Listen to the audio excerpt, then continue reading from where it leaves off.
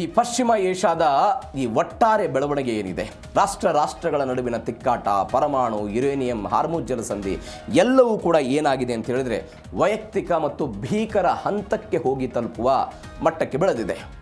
ಅದು ಮೊದಲೇ ಯುದ್ಧ ಶುರುವಾದಾಗ ವೈಯಕ್ತಿಕ ಹಂತಕ್ಕೆ ಹೋಗಿತ್ತು. ಇಸ್ರೇಲ್ ಮತ್ತು ಅಮೆರಿಕಾದ ಉದ್ದೇಶ ಇದ್ದಿದ್ದೇ, ಅವರು ಅಂದುಕೊಂಡಿದ್ರು, ಒಂದು ದೇಶದ ಸರ್ವೋಚ್ಚ ನಾಯಕರನ್ನು ನಾವು ಹೊಡೆದು ಉರುಳಿಸಿಬಿಟ್ರೆ ಅಲ್ಲಿಯ ಒಟ್ಟಾರೆ ಜನ ವಸತಿ ಪ್ರದೇಶ ಆಗಿರ್ಬೋದು, ಜನಸಂಖ್ಯೆ ಆಗಿರ್ಬೋದು, ಉಳಿದ ರಾಜತಾಂತ್ರಿಕರು ಮತ್ತು ಆಡಳಿತ ವ್ಯವಸ್ಥೆ ಸಂಪೂರ್ಣವಾಗಿ ಕುಸಿತ ಹೋಗುತ್ತೆ. ಸಂಪೂರ್ಣವಾಗಿ ಕುಸಿತ ಹೋದಾಗ ಇರಾನ್ನ ನಾವೇನು ಬೇಕಾದರೂ ಮಾಡಬಹುದು ಎನ್ನುವಂಥ ಆಲೋಚನೆ ಯಾರ್ದಿತ್ತು? Donald Trump ಅವ್ರದ್ದಿತ್ತು. ಆದರೆ ನೀವು ನಾಯಕತ್ವವನ್ನು ಇರಾನ್ ವಿರುದ್ಧ ಇವರು ಸೇಡು ತೀರಿಸಿಕೊಂಡ್ರೂ ಕೂಡ ಪುನರಪಿ ಅಲ್ಲಿದ್ದಂತಹ ಉಳಿದ ನಾಯಕತ್ವ ಅಮೆರಿಕಾದ ವಿರುದ್ಧ ಸೆಟೆದಿದ್ದನ್ನು ನಾವೆಲ್ಲ ನೋಡ್ತಾ ಇದ್ದೀವಿ. ಇದೀಗ ಪ್ರತಿಯಾಗಿ ಇರಾನ್ ಅವರು ಏನು ಮಾಡ್ತಾ ಇದ್ದಾರೆ, ನಮ್ಮ ನಾಯಕರನ್ನು ಇವರು ಹೊಡೆದಿದ್ದಕ್ಕೆ ನಾವು ಅವರನ್ನು ಹೊಡಿಬೇಕು ಅಂತ ಇರಾನ್ನವರ ಆಲೋಚನೆ. ಅದರ ಭಾಗವಾಗಿ ಡೊನಾಲ್ಡ್ ಟ್ರಂಪ್ ಅವರನ್ನು ಮುಗಿಸಲೇಬೇಕು ಅನ್ನುವಂತಹ ಒಂದು ಸ್ಕೆಚನ್ನು ಇರಾನ್ನವರು ಹಾಕಿಕೊಂಡಿದ್ದಾರೆ. ಅದಕ್ಕೆ ಅಲ್ಲಿಯ ನಾಯಕರುಗಳು, ವಿವಿಧ ನಾಯಕರುಗಳು ಕೊಟ್ಟಂತಹ ಹೇಳಿಕೆಗಳು ಒಂದು ಕಾರಣ. ಎರಡನೇದ್ದು, ಇಷ್ಟು ದಿನಗಳ ಕಾಲ ಇರಾನ್ ಮತ್ತು ಅಮೆರಿಕಾದ ನಡುವೆ ಈ ಸ್ನೇಹ ಸಂಬಂಧ ಗಟ್ಟಿ ಆಗ್ತಾ ಇದೆ, ಮಾತುಕತೆಗಳು ಬಿಗಿ ಆಗ್ತಾ ಇದೆ ಅಂತ ಹೇಳಿದಾಗ ಅದನ್ನು ವಿರೋಧ ಮಾಡಿದ್ದು ಇಸ್ರೇಲ್. ಇವತ್ತು ಇಸ್ರೇಲ್ ಅಮೆರಿಕಾಗೆ, ಇಸ್ರೇಲ್ನ ಮೊಸಾದ್ನ ಬಗ್ಗೆ ನಾವು ಅನೇಕ ಬಾರಿ ಚರ್ಚೆ ಮಾಡಿದ್ದೀವಿ. ಅತ್ಯಂತ ಬಲಿಷ್ಠವಾದಂತಹ ಗೂಢಚಾರ್ಯ ಸಂಸ್ಥೆ, ಎಲ್ಲಿ ಏನಾಗುತ್ತೆ ಅನ್ನೋದನ್ನು ಪತ್ತೆ ಮಾಡಿ ಅವರನ್ನು ಹುಡುಕಿ ಕೊಲ್ಲಬಹುದಾದಂತಹ ಶಕ್ತಿ ಸಾಮರ್ಥ್ಯ ಇರುವಂತಹ ಒಂದು ಸಂಸ್ಥೆ ಅದು. ಅವರು ಇದೀಗ ಅಮೆರಿಕಾಗೆ ಹೇಳಿದ್ದಾರೆ, ನಿಮಗೆ ಒಂದು ಎಚ್ಚರಿಕೆ ಕೊಡ್ತಾ ಇದ್ದೀವಿ, ನಿಮ್ಮನ್ನು ಮುಗಿಸುವ ಪ್ರಯತ್ನವನ್ನು ಇರಾನ್ ಅವರು ಮಾಡ್ತಾ ಇದ್ದಾರೆ ಅಂತ ಟ್ರಂಪ್ ಅವರಿಗೆ ಎಚ್ಚರಿಕೆ ಕೊಟ್ಟರು. ಹಾಗಾದರೆ ಟ್ರಂಪ್ ಅವ್ರ ವಿಚಾರದಲ್ಲಿ ಏನೇನಾಯಿತು, ಡೀಟೇಲ್ಸ್ ಎಲ್ಲವನ್ನು ಕೂಡ ನೋಡ್ತಾ ಹೋಗೋಣ. ಟ್ರಂಪ್ ಹತ್ಯೆಗೆ ಇರಾನ್ ಮಹಾ ಸ್ಕೆಚ್ ಹಾಕಿಕೊಂಡಿದೆ. ಮಹಾ ಸ್ಕೆಚ್ ಈ 2026 ಯುದ್ಧ ಶುರುವಾದ ಮೇಲೆ ಅಂತಲ್ಲ, ಅನೇಕ ವರ್ಷಗಳಿಂದ ಇಂಥದ್ದೊಂದು ಪ್ರಯತ್ನ, 6 ವರ್ಷಗಳಿಂದ ಪ್ರಯತ್ನ ಆಗ್ತಾ ಇದೆ ಟ್ರಂಪ್ ಅವರನ್ನು ಹತ್ಯೆ ಮಾಡಬೇಕು ಅಂತ. ಇಸ್ರೇಲ್ ನೀಡಿದಂಥ ನಿರ್ದಿಷ್ಟ ಮಾಹಿತಿಯಿಂದ ಅಮೆರಿಕ ರಕ್ಷಣಾ ಇಲಾಖೆ ಎಲ್ಲ ಶಾಕ್ ಆಗಿದೆ. Ali Khamenei, general Qasem Soleimani ಹತ್ಯೆಯ ಸೇಡಿಗಾಗಿ ಟ್ರಂಪ್ ಅವರನ್ನು ಮುಗಿಸುವುದಕ್ಕೆಲ್ಲ ಸಂಚನ್ನು ರೂಪಿಸಿರೋದು. ನಾನು ಹೇಳಿದೆ, ಮೊನ್ನೆ 465 ಕೋಟಿ ರೂಪಾಯಿ ಹಣವನ್ನು ಘೋಷಣೆ ಮಾಡಿದ್ದಾರೆ ಬಹುಮಾನದ ರೂಪದಲ್ಲಿ. ಎಲ್ಲಕ್ಕಿಂತ ಹೆಚ್ಚಾಗಿ ಒಂದು ಸಂಸ್ಥೆ ಸರ್ಕಾರದಿಂದ 465 ಕೋಟಿ ಕೊಟ್ಟಾಗಲೂ ಕೂಡ ನಾನು ಎಕ್ಸ್ಟ್ರಾ 5 ಮಿಲಿಯನ್ ಹಣ ಕೊಡ್ತೀನಿ ಅಂತ ಅಲ್ಲಿ ಒಂದು ಸಂಸ್ಥೆ ಬಹಿರಂಗವಾಗಿ ಹೇಳ್ಕೊಂಡಿದೆ. ಟ್ರಂಪ್ ಅವರನ್ನು ಯಾರು ಮುಗಿಸ್ತಾರೋ ಅವ್ರಿಗೆ ನಾವು ಹಣ ಕೊಡ್ತೀವಿ ಅಂತ ಬಹಿರಂಗವಾಗಿ ಪೋಸ್ಟರ್ಗಳನ್ನು ಅಂಟಿಸಿದ್ದು, ಜನರ ಮೊಬೈಲ್ಗಳಿಗೆ ಮೆಸೇಜ್ ಹೋಗಿದ್ದನ್ನೆಲ್ಲ ನೋಡ್ತಾ ಇದ್ದೀವಿ. ಇದೀಗ ಅಂಥದ್ದೊಂದು ಬೆಳವಣಿಗೆ ಆಯಿತು. ಈ ಮಾಹಿತಿಯ ಬೆನ್ನಲ್ಲೇ ಕದನ ವಿರಾಮ ಒಪ್ಪಂದ ಮುರಿದು ಬಿದ್ದಿದೆ ಅಂತ ಟ್ರಂಪ್ ಹೇಳಿದರು. ಇಸ್ರೇಲ್ನ ಸ್ಫೋಟಕ ವರದಿ ಇಡೀ ಅಮೆರಿಕಾದಲ್ಲಿ ಒಂದು ಹೈ ಅಲರ್ಟ್ ಘೋಷಣೆಗೆ ಕಾರಣ ಆಗಿದೆ. ಅಂದರೆ ಇರಾನ್ ಮಾಡಿಕೊಳ್ತಾ ಇದ್ದಂತಹ ಪ್ಲಾನ್ನ ಬಗ್ಗೆ ಯಾರಿಗೆ ಗೊತ್ತಾಯಿತು? ಅದರ ಶತ್ರು ದೇಶವಾಗಿರುವಂಥ ಇಸ್ರೇಲ್ಗೆ ಗೊತ್ತಾಗಿದೆ ಅನ್ನುವಂಥ ಸುದ್ದಿ. ಇಸ್ರೇಲ್ನವ್ರು ಯಾರಿಗೆ ಹೇಳಿದರು ಅಂತ ಹೇಳಿದ್ರೆ ಅಮೆರಿಕಾದವ್ರಿಗೆ ಹೇಳಿದರು. ನೋಡಿ, ನೀವು ಮಾತುಕತೆ ನಡೆಸ್ತಾ ಇದ್ದೀರಿ, ಮಾತುಕತೆಯ ಭಾಗ ಇತ್ಯಾದಿ ಅಂತೆಲ್ಲ ಮಾಡ್ತಾ ಇರ್ತಾ ಇದ್ದೀರಿ. ಆದರೆ ಇಸ್ರೇಲ್ ಹಿಂದೆ ಒಂದು ಅಮೆರಿಕಕ್ಕೆ ಎಚ್ಚರಿಕೆ ಕೊಟ್ಟಿತ್ತು. ಹಿಂದೆ ನೀವು ಒಪ್ಪಂದ ಮಾಡ್ಕೊಂಡು ಕೈ ಸುಟ್ಕೊಂಡಿದ್ದೀರಿ ಆಲ್ರೆಡಿ, ಇವತ್ತು ಇರಾನನ್ನು ನೀವು ನಂಬಕ್ಕೆ ಹೋಗಬೇಡಿ ಅಂತ ಇದೇ ಇಸ್ರೇಲ್ನವರೆಲ್ಲ ಹೇಳಿದ್ರು. ಆದರೆ ಇದರ ವಿರುದ್ಧವಾಗಿ ಅಮೆರಿಕಾದವರು ಮಾತುಕತೆಗೆ ಹೋಗಿದ್ರು ಇರಾನ್ನ ವಿರುದ್ಧ. ಇದೀಗ ಇರಾನ್ ಇಂಥದ್ದೊಂದು ಬೆಳವಣಿಗೆಯನ್ನು ಮಾಡ್ತಾ ಇದೆ, ಒಂದು ಪ್ರಯತ್ನವನ್ನು ಮಾಡ್ತಾ ಇದೆ ಅಂತ ಯಾರು ಹೇಳ್ತಾ ಇರೋದು? ಇಸ್ರೇಲ್ ಹೇಳಿಕೊಂಡಿದೆ. ಇದು ಒಂದು ಬೆಳವಣಿಗೆ.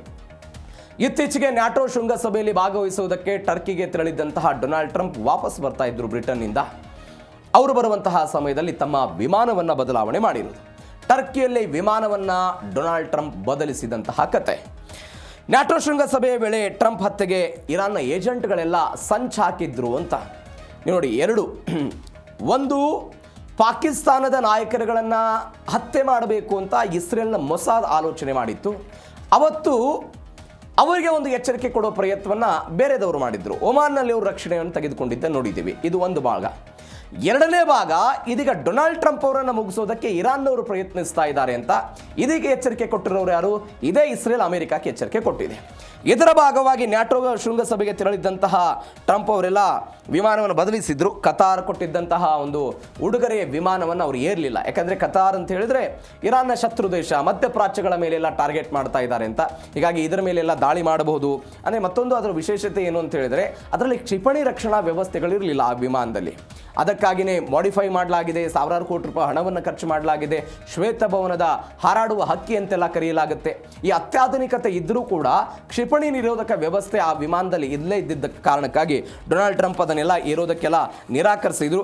ಅದಾದ ನಂತರ ಬ್ರಿಟನ್ಗೆಲ್ಲ ಅದನ್ನು ಕಳಿಸಿ ದಿಕ್ಕು ತಪ್ಪಿಸಿದ್ರು ಡೊನಾಲ್ಡ್ ಟ್ರಂಪ್. ಇರಾನ್ನ ಹತ್ಯೆಯ ಪಟ್ಟಿಯಲ್ಲಿ ನಾನೇ ಮೊದಲಿಗ ಅಂತ ಡೊನಾಲ್ಡ್ ಟ್ರಂಪ್ ಹೇಳ್ಕೊಂಡಿದ್ದನ್ನು ನೋಡಿದ್ದೇವೆ. ನಾನೇ ಹಿಟ್ ಲಿಸ್ಟಲ್ಲಿ ಇದ್ದೀನಿ, ನಾನು ಮುಗಿಸೋದಕ್ಕೆ ಇವರೆಲ್ಲ ಪ್ರಯತ್ನವನ್ನು ಪಡ್ತಿದ್ದಾರೆ ಅಂತ ಟ್ರಂಪ್ ಅವರೆಲ್ಲ ಹೇಳ್ಕೊಂಡ್ರು. ಮತ್ತೊಂದು ಕಡೆ ಮಹತ್ವದ ಬೆಳವಣಿಗೆ ಆಗಿದೆ. 1,000 ಕ್ಷಿಪಣಿಗಳು ಲಾಕ್ ಆ್ಯಂಡ್ ಲೋಡ್ ಆಗಿರೋ ಘಟನೆ. ಎಲ್ಲಿದು? ಇರಾನ್ನಲ್ಲ, UAE ಅಲ್ಲ, ಸೌದಿ ಅರೇಬಿಯಾದಲ್ಲ, ಕತಾರಲ್ಲ, ಎಲ್ಲೂ ಅಲ್ಲ, ಅಮೆರಿಕಾದಲ್ಲಿ ಆಗಿರೋ ಬೆಳವಣಿಗೆ. ನನ್ನ ಹತ್ಯೆಗೆ ಯತ್ನಿಸಿದರೆ ಇರಾನ್ ಭೂಪಟದಿಂದಲೇ ನಾಶ ಆಗುತ್ತೆ ಅಂತ ಒನ್ಸ್ ಅಗೇನ್ ಇರಾನ್ನ ವಿನಾಶದ ಬಗ್ಗೆ ಡೊನಾಲ್ಡ್ ಟ್ರಂಪ್ ಎಚ್ಚರಿಕೆ ಮಾತುಗಳನ್ನು ಮಾತಾಡಿದ್ದನ್ನು ನೋಡ್ತಾ ಇದ್ದೀವಿ. ಇರಾನ್ ಕಡೆಗೆ 1000 ಕ್ಷಿಪಣಿಗಳನ್ನು ಗುರಿಯಾಗಿಸಿ ಸನ್ನದ್ಧ ಸ್ಥಿತಿಯಲ್ಲಿ ಯಾರಿಟ್ಟಿದ್ದಾರೆ? ಅಮೆರಿಕಾದ ಸೇನೆ ಇಟ್ಟಿದೆ. ಟ್ರುತ್ ಸೋಷಿಯಲ್ನಲ್ಲೆಲ್ಲ ಇರಾನ್ಗೆ ಭೀಕರ ಪರಿಣಾಮದ ಎಚ್ಚರಿಕೆಗಳನ್ನು ಡೊನಾಲ್ಡ್ ಟ್ರಂಪ್ ಅವರು ಕೊಟ್ಟರು. ನನ್ನ ರಕ್ತ ಚೆಲ್ಲಿದರೆ ಇರಾನ್ ಮೇಲೆ ಹಿಂದೆಂದೂ ಕಾಣದ ಬಾಂಬ್ ದಾಳಿ ಖಚಿತ ಆಗುತ್ತೆ. US ಮಿಲಿಟರಿಗೆ ಈಗಾಗಲೇ ಧ್ವಂಸ ಕಾರ್ಯಾಚರಣೆಯ ಆದೇಶವನ್ನು ಡೊನಾಲ್ಡ್ ಟ್ರಂಪ್ ಅವರು ಕೊಟ್ಟಿದ್ದಾರೆ. ಅಂದರೆ ಇದರ ಅರ್ಥ ಯಾವಾಗ ಬೇಕಾದರೂ ಕೂಡ ಯುದ್ಧ 2.0 ಶುರುವಾಗಬಹುದು, ನೀವು ಸನ್ನದ್ಧ ಸ್ಥಿತಿಯಲ್ಲಿ ಇರಬೇಕು ಅಂತ ಡೊನಾಲ್ಡ್ ಟ್ರಂಪ್ ಅವರು ಹೇಳಿದರು. ನಾವು ನಿನ್ನೆ ಒಂದು ಚರ್ಚೆ ಮಾಡಿದ್ವಿ. ಅಮೆರಿಕಾದ ಬಳಿ ಅತ್ಯಾಧುನಿಕ ಕ್ಷಿಪಣಿಗಳಿದೆ, ಅತ್ಯಾಧುನಿಕ ಡ್ರೋನ್ಗಳಿದೆ, ಕ್ಷಿಪಣಿ ರಕ್ಷಣಾ ವ್ಯವಸ್ಥೆಗಳು ಅಮೆರಿಕಾದ ಬಳಿ ಇದೆ. ಒಂದು ನಾವೇನು ಹೇಳಿದ್ವಿ, 7,500ದಿಂದ 9,000 ಕಿಲೋಮೀಟರ್ ಡಿಸ್ಟೆನ್ಸ್ ಅಮೆರಿಕ ಮತ್ತು ಇರಾನ್ನಿಂದ ಏನಿದೆ, ಆ ಡಿಸ್ಟೆನ್ಸನ್ನು ಕ್ರಾಸ್ ಮಾಡಬಲ್ಲಂತಹ ಕ್ಷಿಪಣಿಗಳು ಅಮೆರಿಕಾದ ಬಳಿ ಇರೋದು. ಆದರೆ ಪರ್ಯಾಯವಾಗಿ ಇರಾನ್ಗೆ ಅಂತಹ ವ್ಯವಸ್ಥೆಗಳಿಲ್ಲ. ಇದೀಗ ಅದನ್ನು ಬಳಕೆ ಮಾಡಿಕೊಂಡು ಅಮೆರಿಕ ಹೇಳ್ತಾ ಇದೆ, ಇಲ್ಲ ನಾವು ಸನ್ನದ್ಧ ಸ್ಥಿತಿಯಲ್ಲಿ ಇದ್ದೀವಿ ಅಂತ ಇರಾನ್ನ ಕಡೆಗೆ 1,000 ಕ್ಷಿಪಣಿಗಳನ್ನು ಗುರಿಯಾಗಿಸಿಕೊಂಡು ಯಾವಾಗ ಏನು ಬೇಕಾದರೂ ಆಗ್ಬೋದು, ಹೀಗಾಗಿ ಸನ್ನದ್ಧ ಸ್ಥಿತಿಯಲ್ಲಿ ಇರಿ ಅಂತ ಅವ್ರು ಹೇಳ್ತಾ ಇದ್ದಾರೆ. ಮತ್ತೊಂದು ಕಡೆ ನನ್ನ ಟಾರ್ಗೆಟ್ ಮಾಡಲಾಗಿದೆ ಅಂತ ಟ್ರಂಪ್ ಹೇಳಿದ್ರಲ್ಲ, ಅದಕ್ಕೆ ನನ್ನ ರಕ್ತ ಏನಾದರೂ ಚೆಲ್ಲಿದರೆ ಇರಾನ್ ಎನ್ನುವಂಥ ಒಂದು ದೇಶವೇ ಇರಲ್ಲ ಅಂತ ಒನ್ಸ್ ಅಗೇನ್ ಎಚ್ಚರಿಕೆ ಕೊಡೋ ಪ್ರಯತ್ನವನ್ನು ಮಾಡಿದೆ. ಮತ್ತೊಂದು ಬೆಳವಣಿಗೆ ಏನು ಅಂತ ಹೇಳಿದರೆ, ನಾನು ಅವಾಗಲೇ ಚರ್ಚೆ ಮಾಡ್ತಾ ಇದ್ದೆ, ಇಸ್ರೇಲ್ ನೀಡಿದ ವರದಿ ಸೇಡಿನ ಹಿಂದೆ ಅಹಮದ್ ವಾಹಿದಿ ಅಂತ. ಸೇಡಿನ ಹಿಂದೆ ಅಹಮದ್ ವಾಹಿದಿ ಇದ್ದಾರೆ ಅನ್ನುವಂಥ ಬೆಳವಣಿಗೆ. ಇಸ್ರೇಲ್ ಅಮೆರಿಕಕ್ಕೆ ವರದಿ ಕೊಡ್ತು. ಯಾವುದರ ಆಧಾರದ ಮೇಲೆ ವರದಿ ಕೊಡ್ತು? ಯಾವುದ್ರ ಮೇಲೆ ವರದಿ ಕೊಡ್ತು ಅಂತ ಹೇಳಿದ್ರೆ, ಇರಾನ್ ಹೊಸ ಮಿಲಿಟರಿ ಕಮಾಂಡರ್ ಅಹಮದ್ ವಾಹಿದಿಯಿಂದ ಇಂಥದ್ದೊಂದು ಸ್ಕೆಚ್ ಆಗಿತ್ತು ಅಂತ. ಅಂದರೆ ಅಪರಾಧಿ ಟ್ರಂಪ್ಗೆ ತಕ್ಕ ಪಾಠ ಕಲಿಸ್ತೀವಿ ಅಂತ ವಾಹಿದಿ ಎಲ್ಲ ಗುಡುಗಿದ್ರು.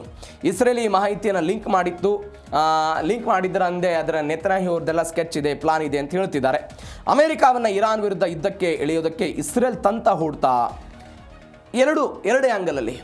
ಒಂದು, ಇರಾನ್ ಒಂದು ಸ್ಕೆಚ್ ಮಾಡಿದೆ, ಅವರು ಕೊಟ್ಟಂಥ ಹೇಳಿಕೆಗಳು ಅಥವಾ ಅಯತಲ್ಲಾ ಅಲಿ ಖಮೇನಿ ಅವರ ಅಂತ್ಯಕ್ರಿಯೆ ಸಂದರ್ಭದಲ್ಲಿ ಬೆಂಜಮಿನ್ ನೆತನ್ಯಾಹು ಅವರ ಸಾವು ಬರಲಿ, ಟ್ರಂಪ್ ಅವರಿಗೆ ಸಾವು ಬರಲಿ, ಆ ಬೆಳವಣಿಗೆಗಳನ್ನು ಆಗ್ತಾ ಇರೋದನ್ನು ನೋಡಿದ್ರೆ ಒಂದು ಪ್ಲಾನ್ ಮಾಡಿದ್ದಾರೆ ಎನ್ನುವಂಥದ್ದು ಒಂದು ಇಸ್ರೇಲ್ನ ಆಯಾಮದಲ್ಲಿ ಒಂದು ಥಿಂಕ್ ಮಾಡ್ಬೋದು.